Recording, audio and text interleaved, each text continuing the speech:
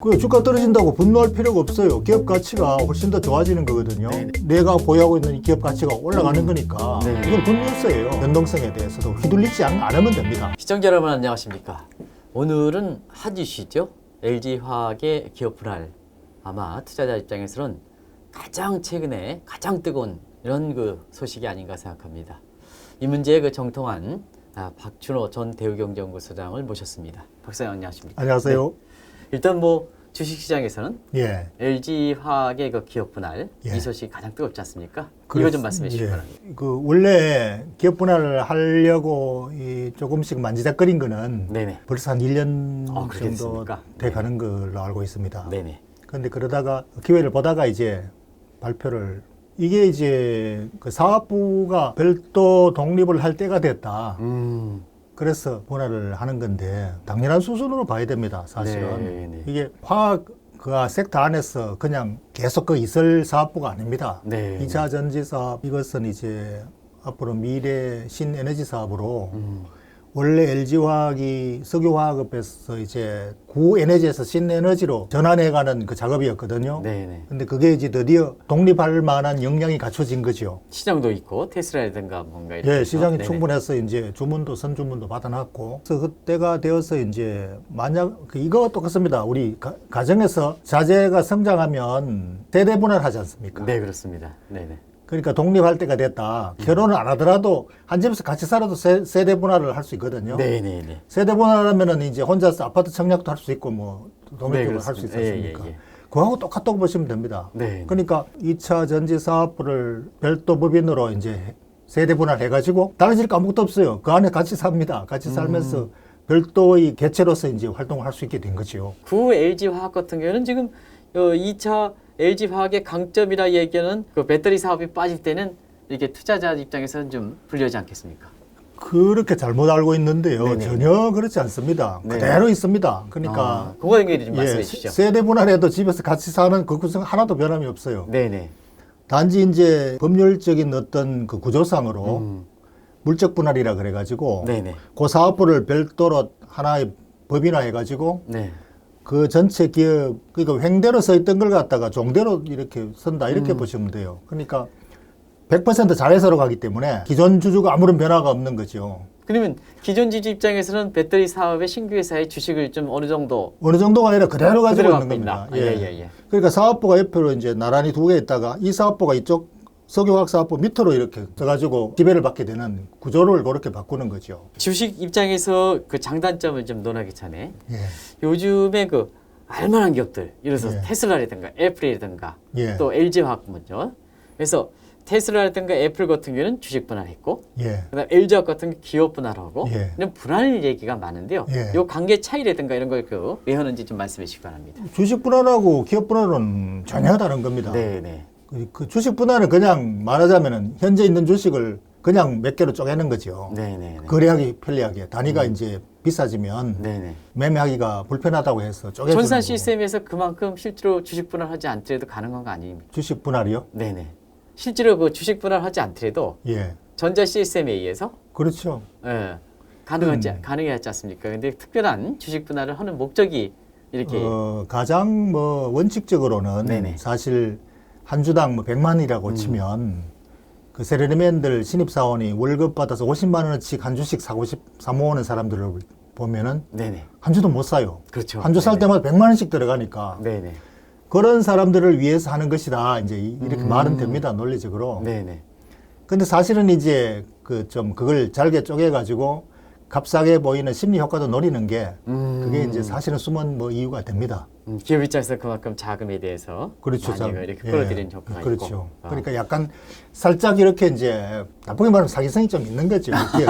주식 분할이라는 거는. 솔직하게 말씀해 주셔서 네. 이렇게 됐습니다. 그래서 이게 시장을 활성화시킨다라는 네네. 측면에서 뭐 긍정적으로 해석을 뭐 해줄 수 있는 네. 거고. 그런데 그러면 기업 분할은 전혀 기업 다른 거예요. 분할은 어떤 차이가 있는지 좀 말씀해 주시기 바랍니다. 기업 분할은 이제 인적 분할해가지고 네네. 옆으로 횡대로 두 개로 쪼개는 방식이 있고 부하 사업을 쪼개가지고 바로 밑으로 갖다 붙여가지고 종속법이나 하는 게 물적 분할이라고 합니다. 네네. 두 가지 스타일이 있는데 이 횡적으로 쪼개는 거 인적 분할은 말이 많아요. 많이 많죠. 네네. 이게 분할 비율이 뭐 누가 유리하게 했느냐, 뭐 대주주가 유리하게 했느냐, 조작했다 이런 시비가 많이 걸리고 그 비슷한 예가 이제 삼성물산이 지금 소송 걸려 있는 그것은 합병이지만 네. 분할도 마찬가지 똑같이 이제 그런 문제가 작용하죠. 근데 물적 분할은 그런 문제가 전혀 없어요. 아. 그냥 그대로 100%그 자체 성계를 종속으로 붙이니까 네네. 그렇게 분할할 이유가 없고 기존 주주한테는 아무런 변화가 없는 겁니다. 근데 아무런 변화가 없는데 예, 이 기업 분할 소식이 되면서 기존의 그 LG 투자자분들 예. 굉장히 항의가 잇따르지 않습니까? 실제 주가도 좀 떨어지고. 그거는 이제 주가가 떨어지니까 항의하는 거죠. 그 주가가 왜 떨어지느냐. 네.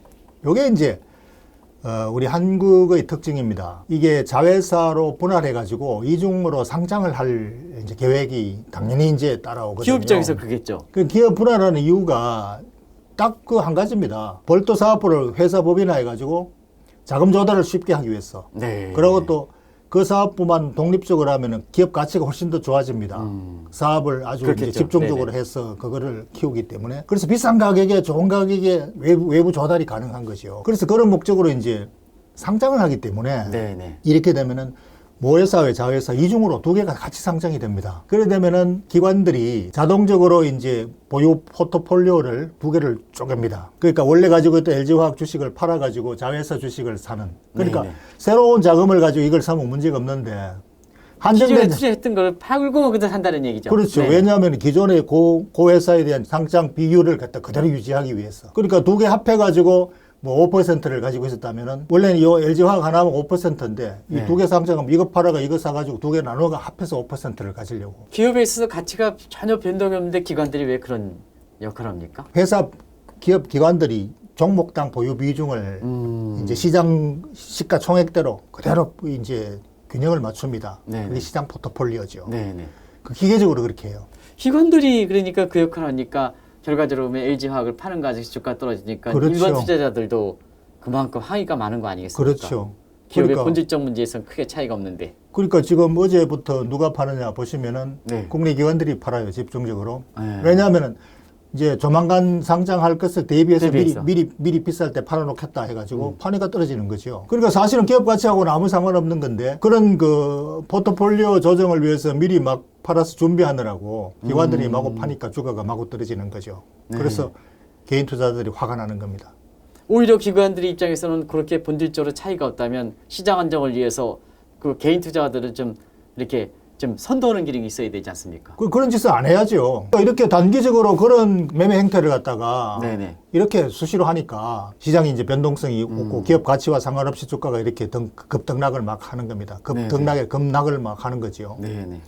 그래서 이거는 이렇게 기관들이 이렇게 단기적으로 이렇게 서둘러서 뭐 이런 식으로 안 하면은 기업 가치가 좋은데 왜 떨어져야 됩니까? 이렇게 5% 10%씩 막 떨어지잖아요. 네. 그러니까 이건 왜곡된 시장을 완전히 왜곡시키는 거죠. 극단적으로 최근에 니콜라 사태가 마찬가지로 주가가 예. 한참 그게 다 됐을 때 앞으로 주가가 떨어질 걸 대비해서 공매도 보고서 오고 예. 미리 공매도 치고 예. 실제 주가가 떨어지면 대단히 이 공매도 친 세력들이 돈을 벌지 않습니까? 그렇죠. 그 행동주의 그 이렇게 공매도 투자자들 예. 이런 것이 지금 사기 보고서도 나오고 실제 아닌지 뭐 미 증권감독원에서 결과가 나와야겠습니다는 더 기관들이 이렇게 또 리서치 기관들이 더 혼탁하게 만드는 거 아니겠습니까? 그러니까 이게 이제 투기적인 갬블을 일삼는 게 되는 거죠, 이러면. 네. 그렇게 되면. 그러니까 그걸 가지고 이제 단기적인 시세 차익을 노리기도 하고. 네네. 근데 그렇게 해서 그게 수익이 많이 나느냐 하면 나지도 않아요. 시장만 교란시키지. 또 개미들, 그래서 개미할 기라고 개미들한테, 개인 투자들한테 신뢰성을 다 잃게 되고 이렇게 되는 거죠. 단기적인 이런 움직임은 기업 가치와는 상관없는 것이다. 네네. 그래서 그렇게 이해를 하시면은 LG화학의 장기 가치에 주목을 해야 되고 네네.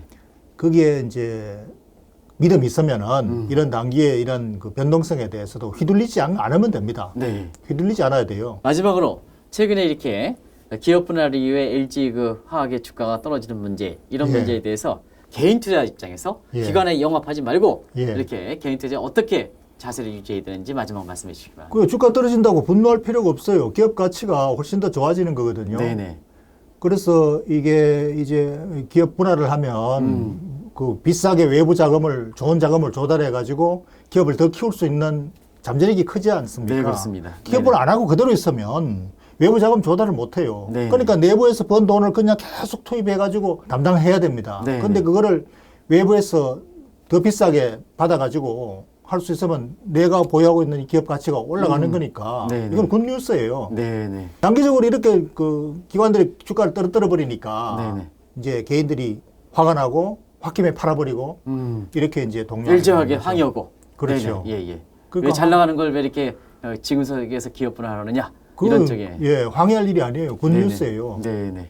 시청자 여러분, 아마 제가 마무리 발언을 하지 않더라도 박진호 소장님이 LG화학의 그 보유하시는 분한테 어떤 그 시사점을 던져주시는지는 잘 아실 거라 생각합니다. 다음에 박진호 소장님을 모시겠습니다. 감사합니다.